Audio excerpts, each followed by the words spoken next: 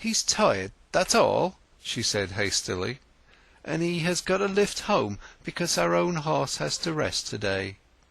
"Bless thy simplicity, Tess," said her companions. "He's got his marketing itch, ho ho!" "Look here, I won't walk another inch with you if you say any jokes upon him!" Tess cried, and the colour upon her cheeks spread over her face and neck. In a moment her eyes grew moist, and her glance drooped to the ground. Perceiving that they had really pained her, they said no more, and order again prevailed. Tess's pride would not allow her to turn her head again to learn what her father's meaning was, if he had any, and thus she moved on with the whole body to the enclosure where there was to be dancing on the green.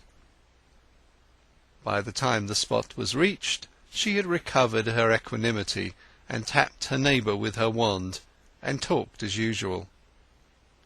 Tess Durbeyfield at this time of her life was a mere vessel of emotion untinctured by experience.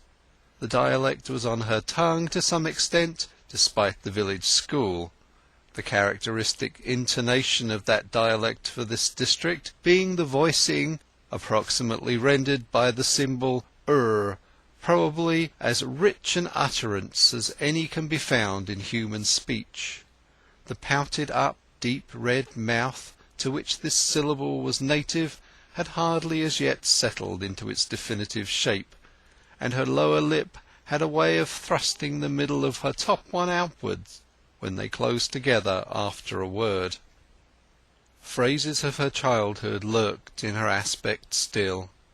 As she walked along to-day, for all her bouncing, handsome womanliness, you could sometimes see her 12th year in her cheeks, or her 9th sparkling from her eyes, or even her 5th would flit over the curves of her mouth now and then. Yet few knew, and still fewer considered this.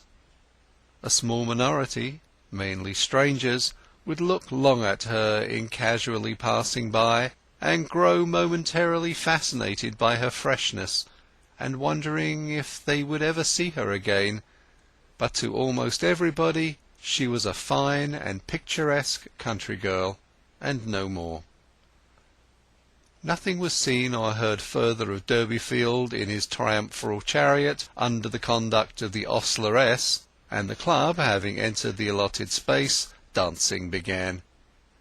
As there were no men in the company, the girls danced at first with each other, but when the hour for the close of labour drew on, the masculine inhabitants of the village, together with other idlers and pedestrians, gathered round the spot, and appeared inclined to negotiate for a partner.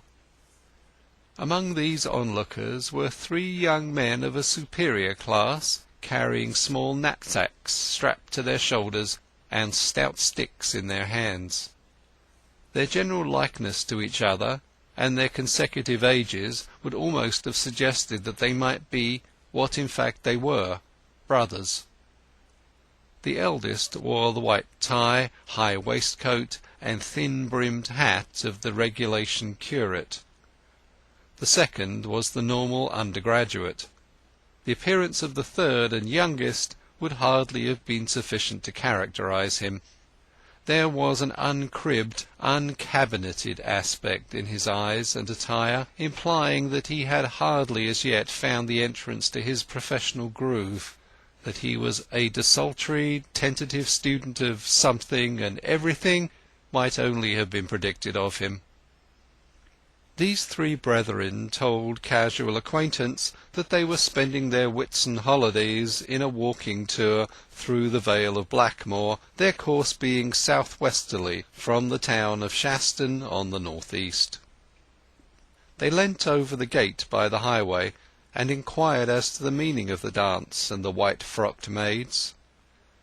The 2 elder of the brothers were plainly not intending to linger more than a moment, but the spectacle of a bevy of girls dancing without male partners seemed to amuse the third, and make him in no hurry to move on.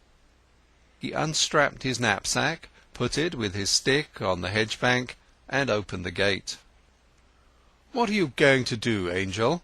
asked the eldest. "I'm inclined to go and have a fling with them."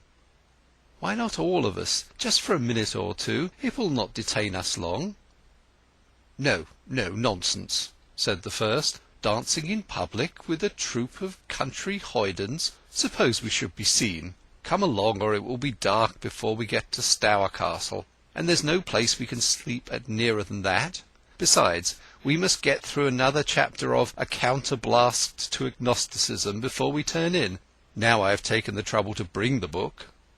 "All right, I'll overtake you and Cuthbert in 5 minutes. Don't stop. I give my word that I will, Felix."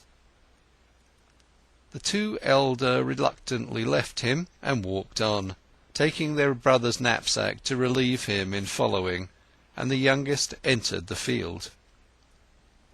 "This is 1,000 pities," he said gallantly to 2 or 3 of the girls nearest him, as soon as there was a pause in the dance. "Where are your partners, my dears?"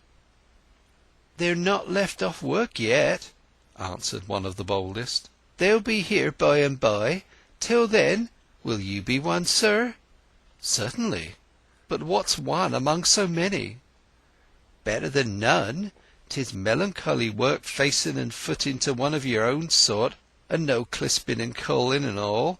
Now, pick and choose." "Shush! Don't be so for'ard," said a shyer girl. The young man, thus invited, glanced them over and attempted some discrimination, but as the group were all new to him, he could not very well exercise it. He took almost the first that came to hand, which was not the speaker, as she had expected, nor did it happen to be Tess Durbeyfield.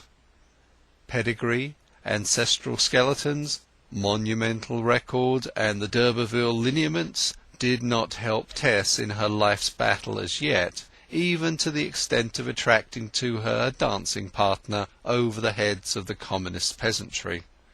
So much for Norman blood, unaided by Victorian lucre. The name of the eclipsing girl, whatever it was, has not been handed down, but she was envied by all as the first who enjoyed the luxury of a masculine partner that evening. Yet such was the force of example that the village young men, who had not hastened to enter the gate while no intruder was in the way, now dropped in quickly, and soon the couples became leavened with rustic youth to a marked extent, till at length the plainest woman in the club was no longer compelled to foot it on the masculine side of the figure. The church clock struck, when suddenly the student said that he must leave. He had been forgetting himself. He had to join his companions. As he fell out of the dance, his eyes lighted on Tess Durbeyfield, whose own large orbs wore, to tell the truth, the faintest aspect of reproach that he had not chosen her. He too was sorry then that, owing to her backwardness, he had not observed her, and with that in his mind he left the pasture. On account of his long delay, he started in a flying run down the lane westward, and had soon passed the hollow and mounted the next rise. He had not yet overtaken his brother, but he paused to get breath and looked back. He could see the white figures of the girls in the green enclosure whirling about as they had whirled when he was among them. They seemed to have quite forgotten him already. All of them except, perhaps, one. This white shape stood apart by the hedge alone. From her position he knew it to be the pretty maiden with whom he had not danced. Trifling as the matter was, he yet instinctively felt that she was hurt by his oversight. He wished that he had asked her. He wished that he had inquired her name. She was so modest, so expressive. She had looked so soft in her thin white gown that he felt he had acted stupidly. However, it could not be helped, and turning and bending himself to a rapid walk, he dismissed the subject from his mind. End of Chapter 2.